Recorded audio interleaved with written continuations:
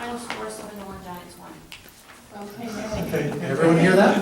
Yay. There we go. There you go, 7-1, Yeah. Giants won. Yes. All right, there you go.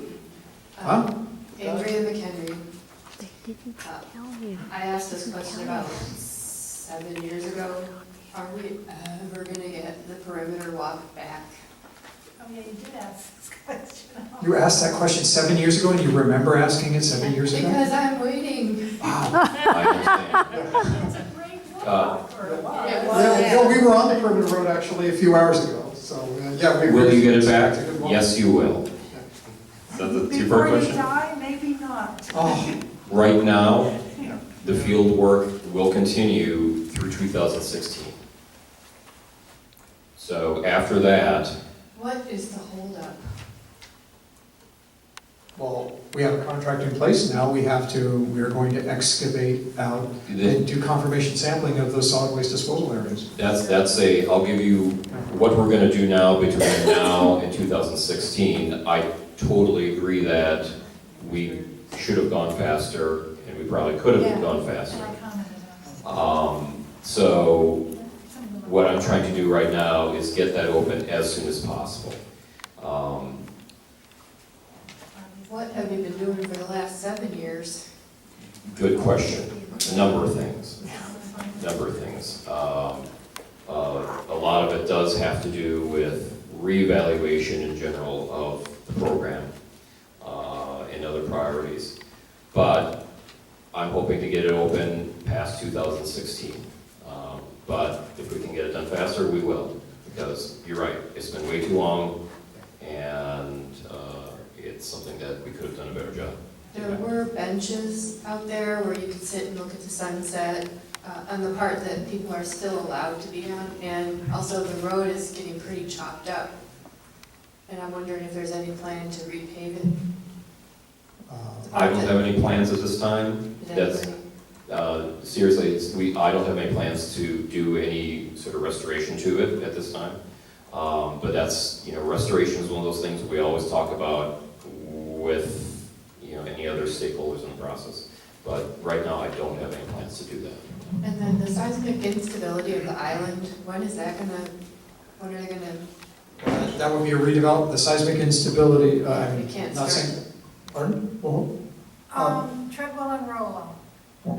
It's a public document. You should be able to get it for her, I think. well, no, she, well, But the seismic stability of the island has been assessed by Treadwell and Rollo.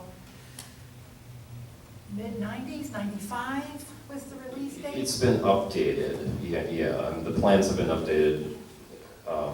I remember Marion Sayas in her first community meeting, coming up to meet the community for the first time, saying that we all asked about that, and she said it would take 10 years from the point where the work is begun before this island is seismically stable. that doesn't sound right, but This is I'm from sorry. like 10 years ago. Okay, no, Not quite. Mr. Beck, did you want to say anything? Well, I just said that as part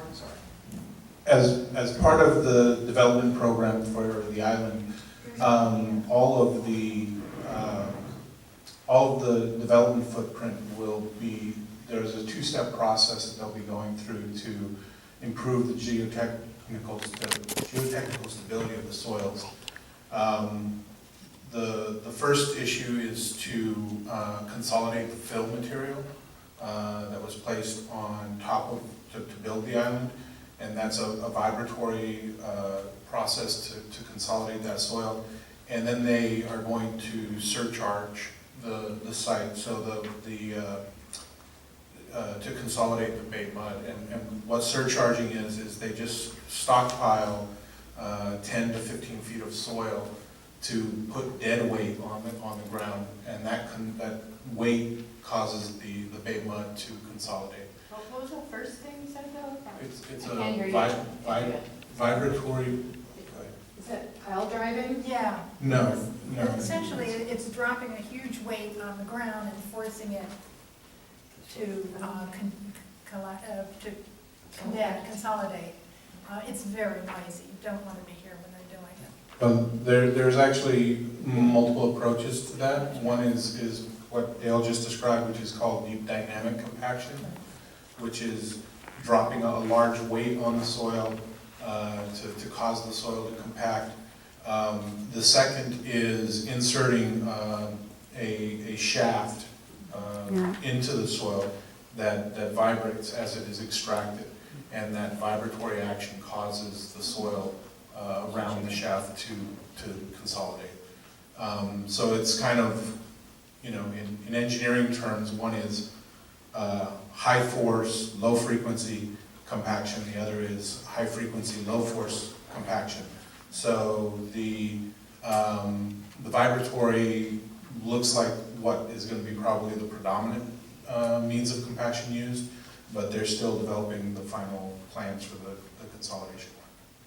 But that work will begin in 2016 with this southwestern quadrant of the island, and then we'll move as the development progresses to the east and to the west, to the east and to the north around the Job Corps campus. Thank you. And then depending on, I guess Andrea, she might have been right, depending upon what year she told you that, if you said it's coming up on 10 years, if it's 2016 when they're going to start, maybe she was right.